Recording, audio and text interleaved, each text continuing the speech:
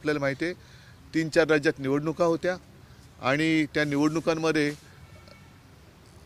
काँग्रेस आणि मग त्या राज्यातले इंडिया आघाडीत जे सामील असतील नसतील ते प्रादेशिक पक्ष होते। म्हणून या एवढ्या कालावधीनंतर आज इंडियाची बैठक होते आहे। साहजिकच आहे या 3 निवडणुकांचे निकाल काय कसं झालं, आता पुढे काय करायला पाहिजे त्याच्यावरती एक चर्चा होणं आवश्यक आहे। ती एक चर्चा होईल आणि एकूणच आता झाला हा डिसेंबर अर्धा संपला, जानेवारी म्हणजे आपलं आता निवडणुकीचं वर्ष सुरू होईल। पुढच्या वर्षीच्या एप्रिल मे मध्ये निवडणुका या वेळापत्रकानुसार होतील, तर त्याच्या तयारीला आता सगळ्यांनी लागण्याची गरज आहे आणि बाकीच्यांच्या सूचना काय येतात त्यानुसार मग आमची सूचना काही असतील त्या मांडू, त्या सूचनांवरती आमची काही मतं असतील ती आम्ही मांडू। बैठकीनंतर या विषयावरती बोलणं अधिक योग्य राहील। 27 घोडे आहेत परंतु या रथाला साथी नाहीये, तर चेहरा असणं गरजेचं आहे का 24 ला मोदीजींच्या समोर? शेवटी अगदी मोदीजींच्या समोर चेहरा हा एक विषय असला तरी देखील ह्या आघाडीला आता कोणीतरी एकत्रित एक समन्वयक म्हणा, निमंत्रक म्हणा, त्याच्यानंतर जर शक्य असेल आत्ता एवढ्यामध्ये तर एखादा चेहरा आपल्याला ठरवता येतो का, त्याचा विचार आज नाही तर उद्या हा करावा लागेल।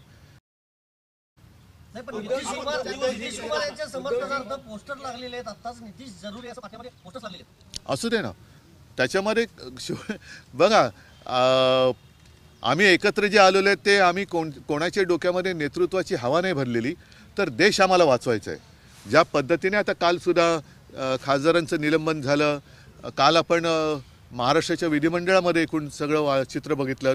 हे बघितल्यानंतर देशातली लोकशाही ही शेवटची घटका मोजते का हा एक प्रश्न आहे आणि तिला जर का जिवंत ठेवायचं असेल तर सगळ्या जणांनी, आणि तशी मला वाटतं सगळ्या कोणाच्या डोक्यात नेतृत्वाची हवा नाही आहे।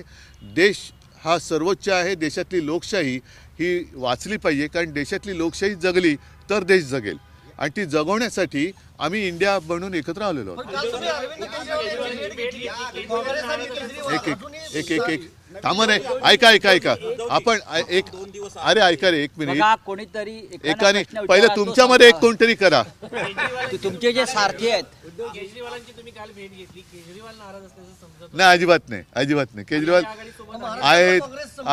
आहेत केजरीवाल अजिबात नाराज नाही आहेत। केजरीवाल आणि बैठक झाली, चांगलं हस्तखेळतं वातावरण होतं। साहजिकच आजच्या बैठकीच्या निमित्ताने सुद्धा आमच्या काही सूचना एकमेकाशी आम्ही बोललो आणि बाकीच्या सुद्धा गोष्टी झाल्या। महाराष्ट्रातली एकंदरीत काँग्रेस आणि आम आदमी पक्ष जुळवून घेत नाही, आज सामनामध्ये देखील अग्रलेख आहे। काँग्रेस असं नाहीये, समजून घे। जे लिहिले ते मला सोबत बसलेले आहेत, तुम्ही सांगा नीट। नाही, एक मिनिट पहिले होऊ दे, कारण हा प्रश्न कोणाचाही गैरसमज होता कामा नये। सामनाच्या अग्रलेखाचा अर्थ असा आहे की आता ज्याला आपण म्हणतो ना घोडा मैदान जवळ आलेलं आहे, रणांगणावरती आता प्रत्यक्ष उतरण्याची वेळ आलेली आहे। अशा वेळेला सगळं सैन्य तर जमलेलं आहे, पण एकत्रितपणाने पुढे जाण्यासाठी अगदी थेट पंतप्रधान पदाचा चेहरा जरी नसला तरी साधारणतः एक कोऑर्डिनेटर ज्याला म्हणतो, म्हणजे त्याचं नाव जाहीर केल्यानंतर तोच पंतप्रधान होईल असं नाही आहे। या गोष्टी जसं जॉर्ज साहेब निमंत्रक होतेच ना, त्याच्यानंतरही मला वाटतं अलीकडे पलीकडे तेव्हाही कोण असतील, आता शरद यादव होते, तर ते कोणतरी एक निमंत्रक लागेल, त्याच्यानंतर मग पुढे जायला पाहिजे। एक सगळेजण आपापल्या राज्यात बिझी असतात, हे मी मागेही बोललो होतो। सगळेजण आपापल्या राज्यामध्ये हे व्यस्त असतात, त्याच्यामुळे सगळ्यांना एकत्रित आणणं याच्यासाठी एक व्यक्ती लागेल।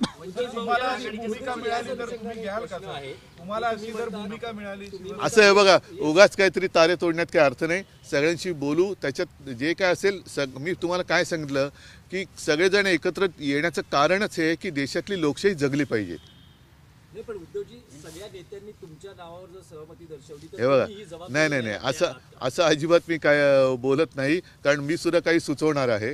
त्याच्यामुळे मी कोणत्याही हरभऱ्याच्या झाडावर चढणाऱ्यांपैकी नाही, कारण तुम्हाला कल्पना आहे की मी मुख्यमंत्री पद सुद्धा मला ते जबाबदारी म्हणून स्वीकारावी लागली आणि जेव्हा मला कळलं तेव्हा मी ते एका क्षणात सोडून दिलं। त्याच्यामुळे मी कोणती अशी वेडीवाकडी स्वप्नाने, माझ्यासमोर माझा देश आहे, माझा महाराष्ट्र आहे आणि त्या देशातली जनता, शेवटी ती जनता आपल्याकडे बघते। आम्ही आमची स्वप्न घेऊन व्यक्तिगत मला पंतप्रधान व्हायचं आहे, उपयोग काय? जनतेला मी हवा की नको? मी म्हणजे ज्याला पाहिजे असेल तो। आणि एवढं केल्यानंतर आत्तासुद्धा माझ्याकडे एक राज्यातल्या शेतकऱ्यांचा व्हिडिओ आलेला आहे, फार हृदयद्रावक आहे तो। हृदयद्रावक काय गेल्या महिन्यात माझ्याकडे हिंगोलीतले शेतकरी आले होते, त्यांनी तर स्वतःचे अवयव विकायला काढलेत. म्हणजे अशी परिस्थिती असताना जर आम्ही मूर्खासारखे एखाद्या भ्रमात राहणार असू तर आम्ही देशाचे शासनकर्ते म्हणून नालायक ठरू. एक मिनिट जरा एक मिनिट मैं आता हूँ उसके. मराठी बहुजन आघाडीमध्ये काही नवीन मित्रांना घेणं गरजेचं आहे का? जे जुने मतभेद असतील त्यांना बाजूला सामावून घेणं गरजेचं आहे असं वाटतं? पहिला महत्त्वाचा मुद्दा, इंडिया आघाडीमध्ये आत्तासुद्धा ज्यांच्यामध्ये पूर्वी मतभेद होते ते एकत्र आलेले आहेत. आणखीनही जर पूर्वीचे मतभेद काय होते, त्या कोणत्या थराला होते आणि त्यांच्या मनात ते अजूनही सुप्तावस्थेत आहेत का हे तपासून मग एकूण त्याची व्याप्ती वाढवता येईल. पण आत्ता तूर्त जे आहेत ते सुद्धा मजबूत करणं, एकत्रित राहणे महत्त्वाचं आहे. आता पत्रकार परिषद सुरू होण्यापूर्वी तुम्ही म्हटलं की सर्दी झाली, स्टाईल मारत नाही, पण आमचा आदित्य असं काही करेल असं वाटत नाही. पण आम्ही आमच्या पुतण्यावर पण अशी मी स्टाईल कोणाची मारली नाही तर हा प्रश्न विचारण्याची गरजच नाही. चलो आप यहाँ बोले, नहीं आप बोलिए. क्या उम्मीद है आपको कि आज बैठक में क्या होगा, किस तरह की चर्चा है? आज की बैठक में सलाह मशवरा होगी, विचार विमर्श होगा. और जैसे मैंने कहा कि अब दिसंबर तो आधा चला गया, आने वाले साल में चुनाव तो होने जा रहे हैं अप्रैल और मई में. तो अब समय आया है कि सारे लोगों ने मिलकर जो बातें आज तक शायद बाकी रही हैं, जैसे कि मैंने कहा कि कोऑर्डिनेटर होता है, एक समन्वयक होता है, निमंत्रक कहते हैं. जरूरी नहीं कि वही चेहरा कल जाके नेतृत्व करेगा. जैसे जॉर्ज साहब थे, शरद यादव जी थे, वैसे कोई तो एक कोऑर्डिनेटर चाहिए. वो एक बात होगी. और सारे लोग जो आए हैं तो उनकी भी बातें हम सुनेंगे और सारे मैं भी मेरी बात कहूँगा. फिर देखते. क्योंकि चेहरे को लेकर काफी बात हो रही है. जब तक देखो, कोऑर्डिनेटर को भी एक चेहरा होना चाहिए, नहीं तो बिना चेहरे का कोऑर्डिनेटर कैसे बनेगा. बहुजन आघाडी येणार आहे का?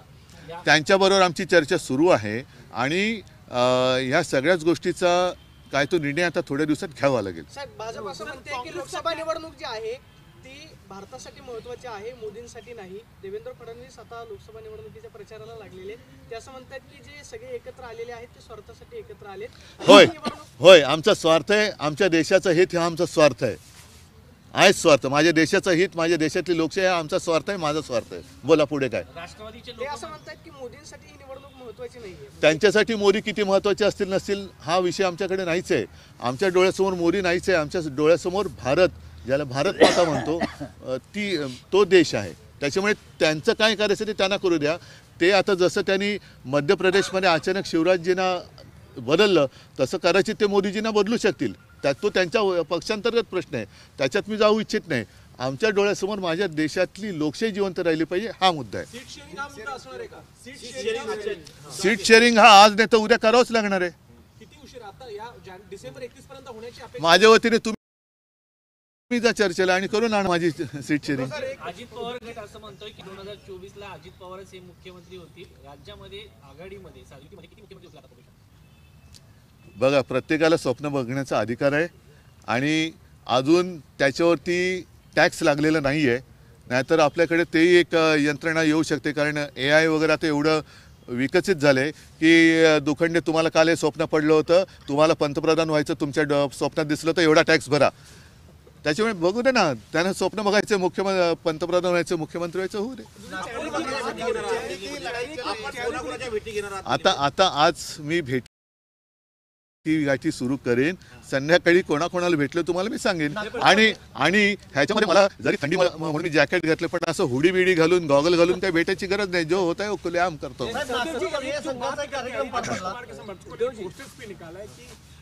अगर स्पष्ट बहुमत चाहिए तो नीतीश ही चाहिए. तो ये बातें नहीं. देखो, ऐसे मैं तो बिहार गया नहीं हूँ अभी. जो गया था पटना में, उसको कुछ महीने हो गए, तो 5 महीने हो गए. आज सारे लोग इकट्ठा मिल रहे हैं तो देखेंगे ना. बिना कुछ समझे कुछ बातें ठीक नहीं है. कांग्रेस की भूमिका आप किस तरह देखते हैं? आपके सामने में बात भी लिखी गई है कि कांग्रेस की हार है, ये इंडिया अलायंस की हार नहीं है. आपको लगता है कि नहीं, देखो, ये स्थिति जैसे खास कर जो चुनाव हो गए, तेलंगाना, छत्तीसगढ़, मध्य प्रदेश, राजस्थान आणि मिजोरम का रिजल्ट तो अलग ही लग गया. लेकिन खास कर अगर मैं बात करूं, छत्तीसगढ़, मध्य प्रदेश, राजस्थान, 5 साल पहले तीनों राज्य कांग्रेस जीती थी, लेकिन पार्लियामेंट में अलग परिणाम आया। तो वैसे भी हो सकता है, क्योंकि लोग अब सोचने लगे हैं। और हमारी अगर बात करें तो 99 में हमने कारगिल जंग के बाद पार्लियामेंट चुनाव के साथ असेंबली चुनाव लिया था। नतीजा ये हुआ कि केंद्र में हमारी गठबंधन की सरकार आई, लेकिन स्टेट में हम हार गए। तो लोग अब सोचते हैं, सोच समझ कर मतदान करते हैं। लगता है कि अगर इंडिया अलायंस ये चुनाव लड़ा होता है स्टेट असेंबली से तो देखो, इंडिया चुनाव कहाँ लड़ेगा? जहाँ वहाँ के क्षेत्रीय पार्टी, जैसे महाराष्ट्र में चुनाव होता तो इंडिया लड़ती, लेकिन राजस्थान में दूसरी कोई पार्टी, क्षेत्रीय पार्टी है नहीं, छत्तीसगढ़ में नहीं है, मध्य प्रदेश में नहीं है, तेलंगाना में किसी के साथ इंडिया में जो आए हुए हैं वो चुनाव नहीं लड़ रहे थे हमारे साथ। तो वो इंडिया, एज ए इंडिया हमने चुनाव लड़ा। हाँ, कागज पर देखे तो हाँ, लेकिन वहाँ की अगर क्षेत्रीय पार्टी की बात करें तो वहाँ की मुझे नहीं लगता कि कोई क्षेत्रीय पार्टी हमारे इंडिया में शामिल थी। या अलायंस का चेहरा शरद पवार जी हो सकते हैं। अरे देखो, अभी तो मुझे जाना है बैठक में, तो मेरी राय जो है, मेरी जो विचार है, मैं बैठक में कहूँगा। पहले क्यों कहूँ? इसमें मैं कुछ भी कहकर एक मिनट, मैं कुछ भी कहकर किसी की गलतफहमी नहीं करना चाहता हूँ। जो भी है हम मिल ही रहे हैं, तो मिलकर बात करेंगे। शेतकऱ्यांचा आता प्रश्न उपस्थित केला। आपल्या दौऱ्याआधी काही दिवसांपूर्वी संसदेत घुसखोरी प्रकरण झालं आणि विरोधी पक्ष जो आवाज उठवतो आहे त्याच्या अनेक खासदारांचं निलंबनही झालेलं आहे। तुम्ही आता दिल्लीत आहात, काय इंडिया आघाडीतील हा विषय मला असेल का? नाही, आता ते सुरक्षेचा ऐका एक मिनिट। आता त्यांनी तो त्यांचा निर्णय काय तो घेतलेला आहे।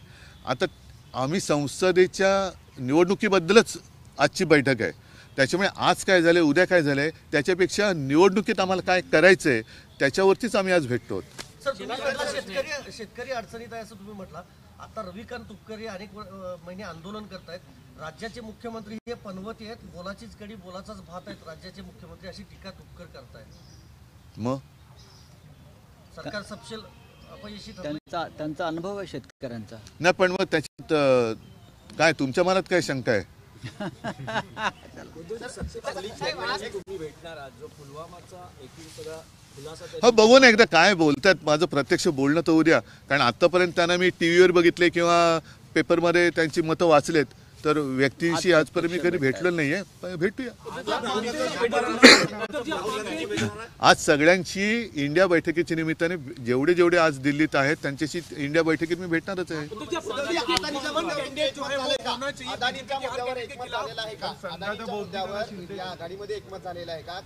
मला इंडिया अदानीच्या आंदोलनाबद्दल इंडियाचा हा विषयच नाही आहे। इंडिया म्हणजे इंडिया आघाडीचा, हा माझ्या मुंबईचा, महाराष्ट्राचा, त्याच्यामुळे आमच्या सगळ्यांचा जिव्हाळ्याचा विषय आहे। जे मुंबई प्रेमी आहेत, जे महाराष्ट्र प्रेमी आहेत, ते त्या आंदोलनात सहभागी झालेत आणि होतील। चला, धन्यवाद। चला, थँक्यू।